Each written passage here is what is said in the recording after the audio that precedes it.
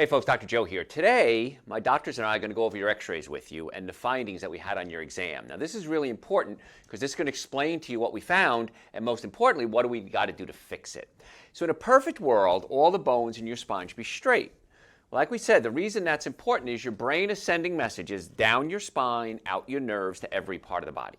So right now there's a nerve that goes to your heart, your lungs, your liver, your spleen, your arms, your legs. You have to be connected to the brain. Now we said two things can interfere with this flow of energy, chemical or physical. We're going to talk about physical right now. We'll talk about chemical later. So physically, if a bone moves out of place, it's going to pinch a nerve. Now if you pinch a nerve, it hurts.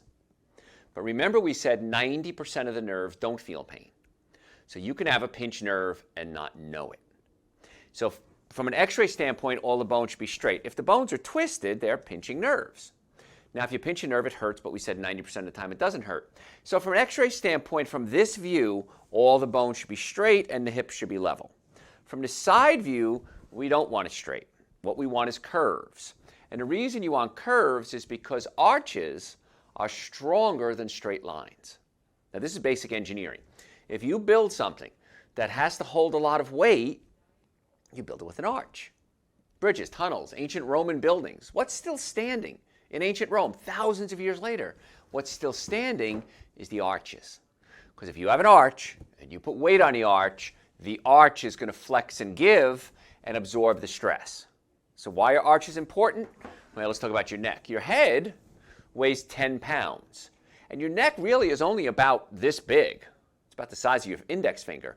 So if you have an arch in your neck holding up this 10-pound head, you have flexibility and mobility and strength. And if you lose the arch, if the neck is straight, what's happening now is the weight of the head is pounding down on the spine, and eventually these spaces in between the bones that we call discs wear out. And if the discs wear out, the bones now get closer and closer together and they crush the nerves. So from an x-ray standpoint, front view straight, side view curved, big fat discs.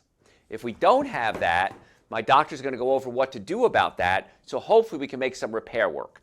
No promises or guarantees. It depends how long the problem's been there. It depends if there already is arthritis available. And so it's going to take some time based on how long the problem's been there, and we're going to do the best we can to try to stabilize the spine. In some cases, we can't fix it, all the way like you were when you were 16, but we're going to try to stabilize it.